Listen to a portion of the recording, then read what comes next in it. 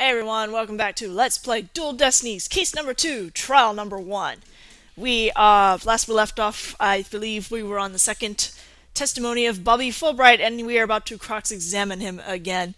I forgot the details of it, but it's okay, I'll probably remember it when we look at it. What's up, Bobby? Alright, what are we talking about? Okay, that was about the municipal merger. Something to do with... I think this was the one where we had to talk about the feathers? Yes, it is that one. So let's press the last statement. Hold it! But it doesn't add up. If what you say is true, why top it off with murder? What do you mean? You claim that our client planted the yokai evidence to stoke the villagers' fears. If so, then why not stop there? Why murder Alderman Cuby? Excellent point. It is, isn't it? It is, isn't it?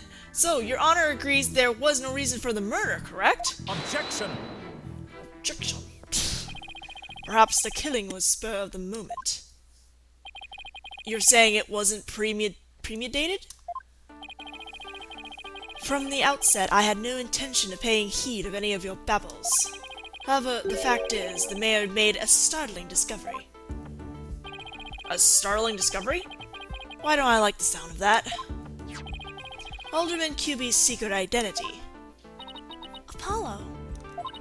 I think Prosecutor Blackquill has figured out the Alderman's secret identity. But even if he has, why would it be a motive for the mayor to commit murder? This is not good. This patch of fur was discovered at this crime scene. It's from the mask worn from the amazing Ninetales. Therefore, we can conclude that this mask was at the crime scene. Oh my, but why would it have been there?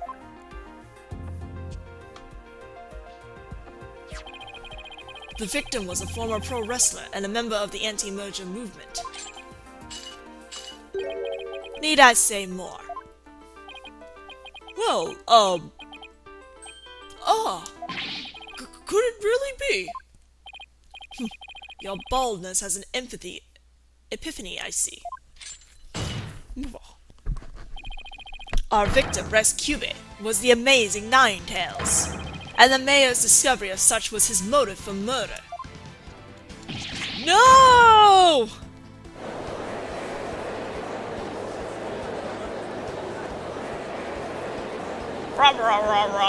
That's the longest Niagara Falls sound ever. Order! Order! What a shocking development! A motive clearer than crystal clear! What do we do now, Apollo? I didn't think they'd tie the Alderman's secret identity to the mayor's motive for murder. At last, we've reached my real point. Why did the Alderman have to forge a secret identity? Does it not pique your interest, your baldness? I admit it does. It is odd that he had to create this other persona, just to secretly participate in the anti-merger movement. Very astute of you, your baldness. Right, now take a look at this. If you value your dearest life, you will merge Ninetales Vale with Denma Town. This blackmail letter was found in Alderman Cuby's pocket. What? At present, the Alderman's wife is in the hospital, and that letter is clear evidence the mayor was blackmailing him by threatening her life. Wait, didn't the blackmail letter sent to Mayor Tenma go missing? Right after the Alderman's murder? You think maybe the killer took the letter from Mayor after the murder and planted it into the Alderman's pocket? It's possible. Oh, it's possible, but we don't have any proof that that's what happened. Talk about being up a creek without a paddle. That's great.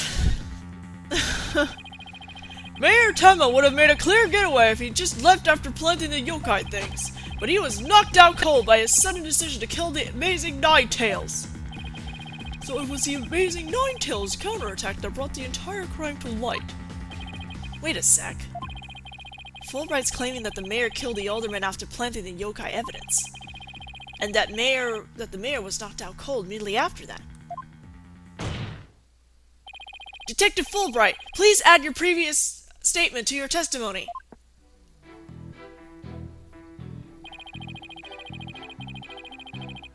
Mayor Tenma killed the sleeping alderman after planting the feathers in tracks. That's not true, because the photo says otherwise. Objection! Detective Fulbright, your sense of justice is anything but fair. What's this? You dare question my justice again? Yes, and I'm going to prove it to you. Take a look at this photo. This is the crime scene photo. And just what does this prove? It proves when the feathers and tracks were planted. But I already told you, they were planted before the murder. The defendant planted the yokai evidence and was knocked out while killing his victim. But that would be impossible. If you look right here, it's clear when the feathers and tracks were left at the scene. Just hover over the feathers on his blood. Aren't you just pointing to the yokai feathers and tracks, Mr. Justice? Yes, see how the feathers are on top of the blood, and the tracks are made in blood.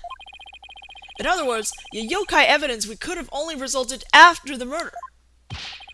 Then the mayor must have planted the evidence after killing the alderman. But you said it yourself. The mayor had been knocked unconscious thereafter.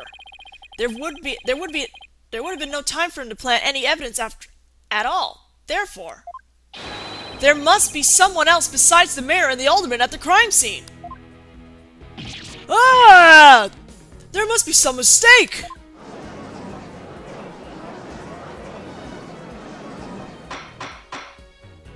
Order! Order!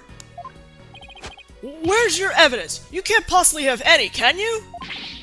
Ha ha ha ha! Fulbright, please. Evidence? Oh, I have evidence. In fact, I have an eyewitness's testimony for you. You do? But how? Was my vaunted sense of justice really just half-baked? He's taking this really hard. Mr. Justice, what is this testimony regarding a third party that you claim to have? I have it right here, Your Honor. It's the sworn testimony of Mr. Tenma's daughter. The witness, Jinsei Tenma, saw a yokai in the hallway after stumbling upon the scene. It was the demon Tenma Taro. He's the source of those feathers and tracks! Couldn't you just say a guy in a costume? Because, Will somebody please say something? The defense will explain to the court exactly what he means. You dare to mock this court and justice itself? You are unfit to bear your name, boy! Your baldness. It appears our defense attorney here is delirious from exhaustion. Hold it! Apollo! Think of something quick before we're held in contempt of court! What do you think I'm trying to do? Before you decide whether I should step down, please, hear me out. Very well, Mr. Justice. I'm all ears, but you had better explain yourself well. What was this yokai you were talking about? It's all in this statement here. Jinsei Tenma asserts that she saw Tenma Taro after she discovered the crime scene and called the police. She came around a corner in the hall. It was around here. That she saw Tenma Taro fleeing toward the foyer. The defense asserts that whoever was impersonating this monster is the one who left those feathers and tracks behind, intentionally or otherwise. What? How incredibly unjust! Why haven't I heard about this before? The defense just proved that there was someone else. So the mayor isn't the killer. Was it all a setup? The prosecutor is a convicted felon, after all. Apollo, the momentum has shifted in our favor. Good, now let's keep it that way. Objection! Nope!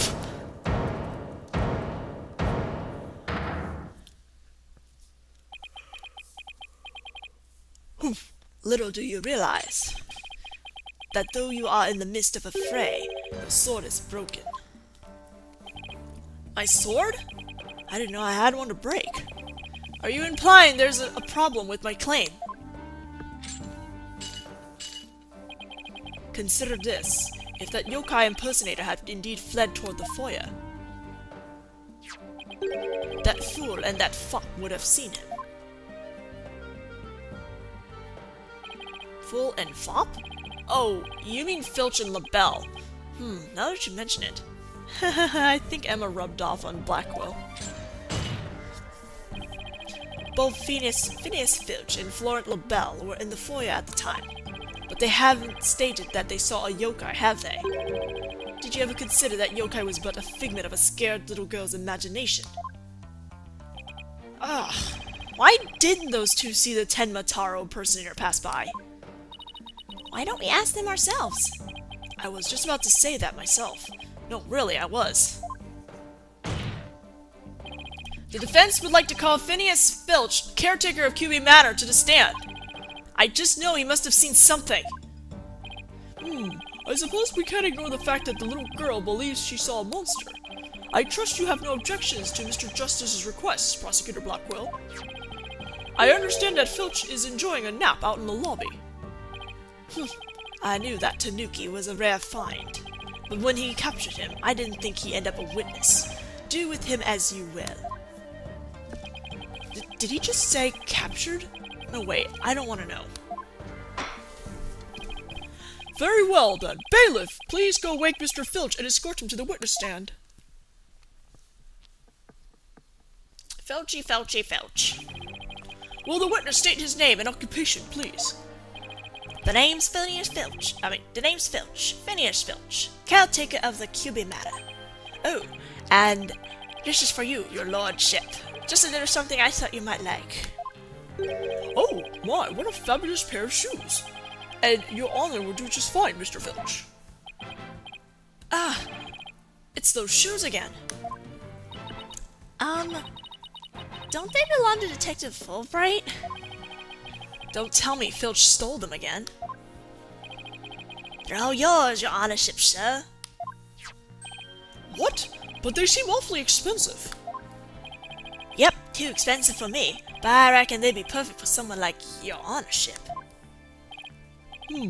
It's a kind gesture, but legal ethics dictate that I cannot accept such gifts. Ethics schmethics. Just take them if you want 'em. Polish them up real nice for you, too. Filch. I'm sorry about the shoes, Mr. Filch, but I will accept your testimony. The court would like to hear whether you saw Tenma Taro in the foyer after the murder. Yes. No. I really should stop spoiling this. At the time of the murder, I was on guard duty in the foyer, just like Mr. Kyubei asked. I was making sure no one, fair, foul, fishy, or otherwise, could get to our guest. I was still in my office keeping a good watch when the murder happened after 3 p.m. But I didn't see nothing out of the ordinary, no siree. That yokai you keep jabbering about was but the phantom of a little girl's dreams. So, you're telling this court you never saw anyone dressed up like Tenma Taro? Yep, was gone the whole time. That's the truth, the whole truth, nothing but the truth. And Tenma Taro? Bah, you don't really believe in all that yokai mumble-jumble, do you? I certainly don't. My bracelet. It's... Something the matter, Apollo? My bracelet keeps squeezing my arm. Really? So you think Mr. Tanuki, Filch has been lying to us? I wouldn't rule it out. Now, if I could just zero in on a tell, some sort of nervous habit. Ah! What in the... What's the hawk doing in here? Allow me to introduce my trusty cohort, Taka. He seems to have taken quite a liking to the courthouse. Made its new home, in fact. He doesn't live with you, you know. He doesn't live with you, you know, in jail? Whoever's heard of a courthouse bird? Taka simply loathes trickery and fraud. And that queer power of yours seems to have offended my dear bosom buzzard. This isn't some sort of trick or... Ah! I won't be able to spot squat like this. What the heck's going on around here? Run for the hills! No pets or other animals allowed in the courtroom. Taka, please! Ah! Somebody help! Oh, he's merely having a bit of a sport. He won't harm you, save when truly famished. In that case, Prosecutor Blackquill, you will ensure your feathered friend is properly fed. Looks like we have to do this the old-fashioned way. We'll be fine, I think. If there was someone dressed as Temotaro there, Filch should have seen him. We'll just have to put our faith in Jinxie's statement for now. Mr. Justice, please proceed with your cross-examination.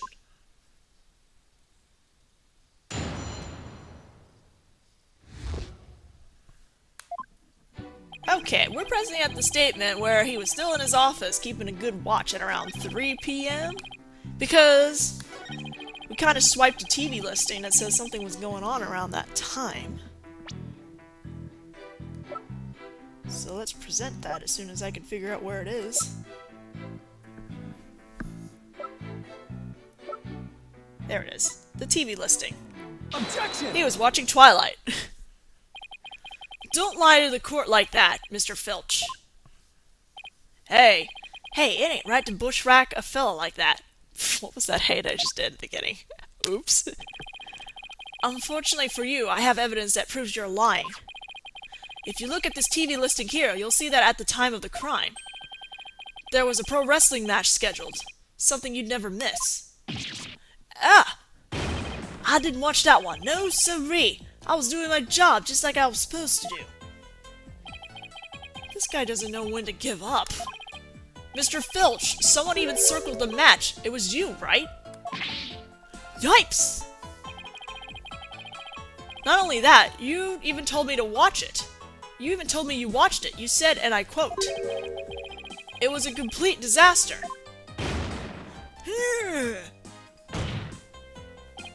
So, do you admit it to slacking off? You can't trick me with your ruddy poo lawyer talk. I'm one of them professional types too. I could double duty watching TV and the foyer at the same time. The only thing Filch can claim to be a professional of is professional thief. Mr. Justice, you would have this court believe the witness was slacking off. That's correct. He claims to have been watching TV in the foyer at the same time. But that's nothing but a bald-faced lie. Bald, you say, but I'm not the one who's lying. Perhaps you meant the witness, Mr. Justice. And in that case, let's see what evidence you can offer.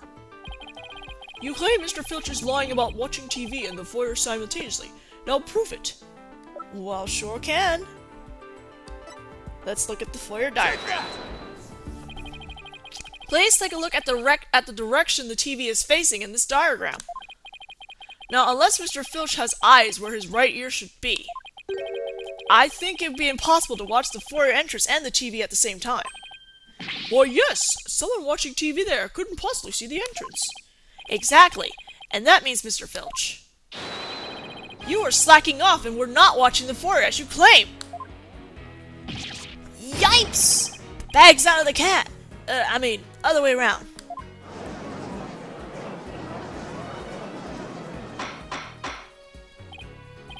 Order! Order! Order! Mr. Justice, is Mr. Filch Leston's stellar work ethic relevant to this case?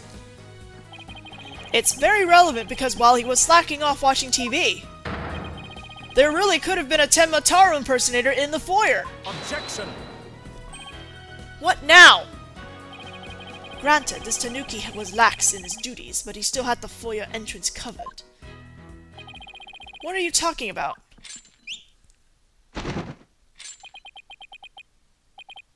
This. I'm not a mind reader. Ah!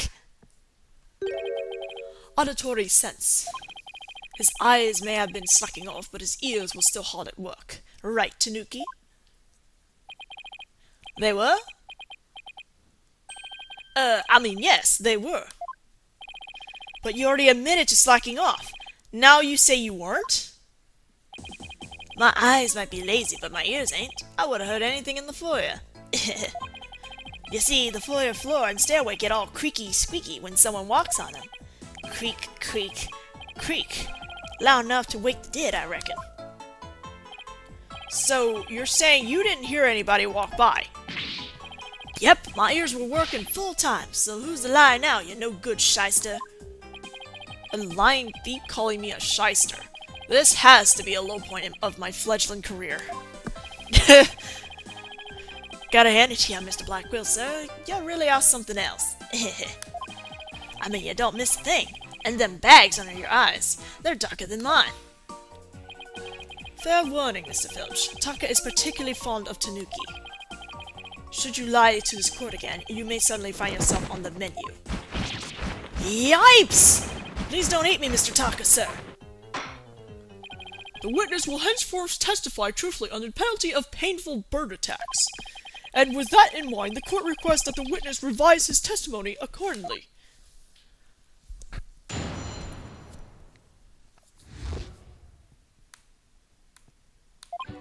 It's true. I was I was watching a pro wrestling match on the office TV. My eyes might have been slacking off, but my ears, they were working overtime. The floor there's all creaky squeaky like. No way I would have missed someone walking by. So you see, there were no Tenmataro in the foyer. Uh-huh. Superstition is the religion of feeble minds. Understand? A simple, rational explanation is best. Forget yokai, demons, and such. We must use common sense, for lacking that, our entire world would be but upside down. Says the convict prosecutor who is totally a sign of the end of times for the legal world. And besides, if there were any yokai roaming about, I'd nab them and sell them to the zoo. I wonder whether Jinxie was just seeing things. That seems to be the general consensus, but I'm sticking to my guns. But if we can't prove she saw Tenmataro, the mayor's sure to be convicted. Then we'd better hope my guns fire bullets, not BBs. Apollo. The defense may cross-examine the witness. Sure thing. We are pressing on the statement about the floor being all squeaky creaky like.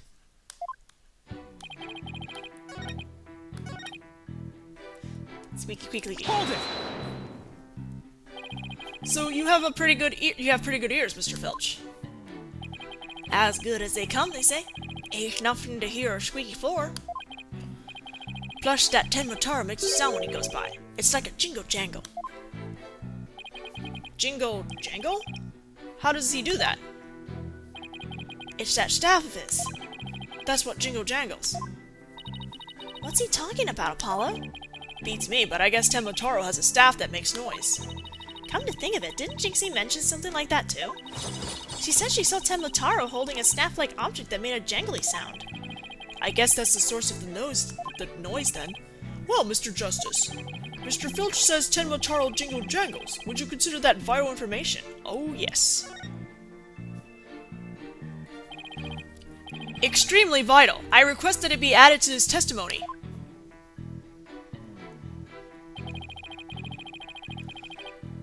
Okay, this is where we present the yokai legend.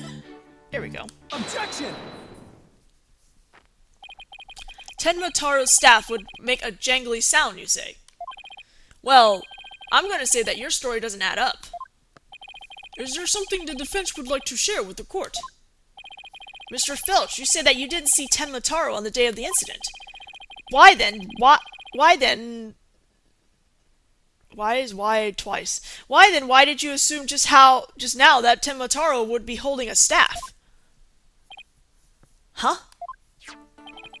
You see, the Tenmataro Jinxie saw held a staff in his hand, and she described it sounds just like you did, as a kind of jangly sound.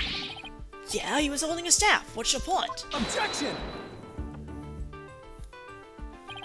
The point is that Tenmataro doesn't use a staff, not normally. What are you talking about? You see, this is the only known document depicting Tenmataro. Is there a staff in that picture, Mr. Filch? You're right, there's no staff. Not even a cane or a walking stick. Ah! So the question is, why does the witness think Tenmataro uses a staff? I believe the answer will overturn the prosecution's case on the most basic level. Well now, this is getting interesting. Alright, Mr. Justice, it's time to show the court where you're going with this. Please tell the court why Mr. Filch believes Tenmataro carries the staff. He actually... Should I pick one? Yeah, why not? Let's do it. Mr. Filch obviously has a few screws loose, so it's no surprise he would make a mistake like that. Now hold it right there. As caretaker of Cuban Manor, I'll keep every screw nice and tight. I rest my case. With an assertion like that, this court wonders whether the defense has a screw loose too. Here's a penalty to make sure you keep your screws in tighter next time. Filch believes Tenmataro has a staff, despite the fact that Tenmataro has never been drawn that way. So how could he possibly know about the staff? Let's try that again, Mr. Justice. Please tell the court why Mr. Filch believes Tenmataro carries a staff.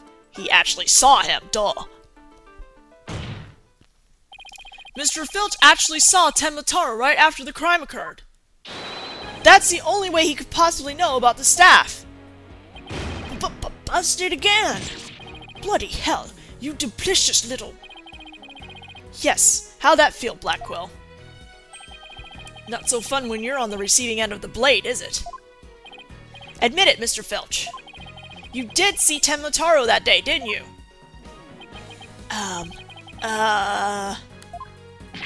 Well? I'm begging you, please don't make me say it.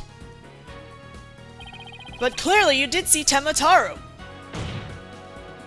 Stop stalling and testify to the fact! No can do. No way, no how. You ain't got no idea how terrifying he can be. He? Mr. Filch still won't admit seeing Tenmataro, even though everyone already knows he did.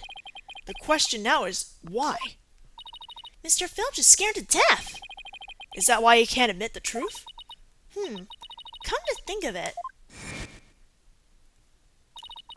They say you must not gaze upon Tenmataro, but in the event that you do look, and then tell anyone that you saw Tenmataro, that you saw what you saw, Tenmataro will claim your soul.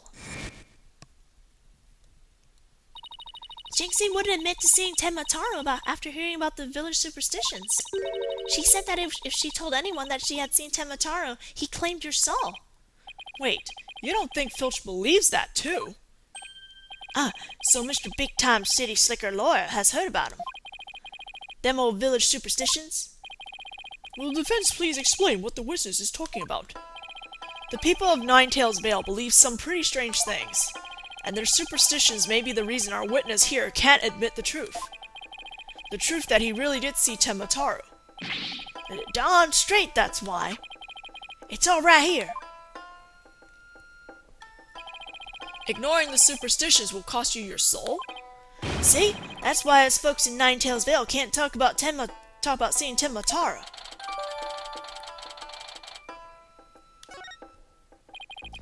That clears up one mystery. The killer took advantage of the superstitions by wearing a Tenmataro costume. They knew that way no one could talk about him, so it was as if he never existed. The defense holds that this Tenmataro impersonator is the true killer. What?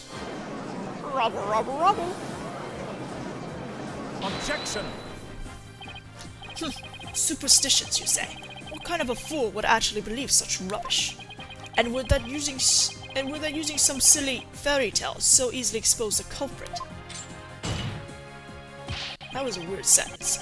You'll need to come up with a more rational, common-sense explanation than that. Objection! Your common sense seems awfully narrow-minded to me, Prosecutor Blackquill. Objection! Try living in my world of narrow cells, mortal danger, and dark, sleepless nights. There is no lack of superstitions in the clink, but few are those who truly believe in them. Objection! Well, the village superstitions are real enough to the people of Ninetails Vale. A life or death superstition might make you even a believer. Make even you a believer.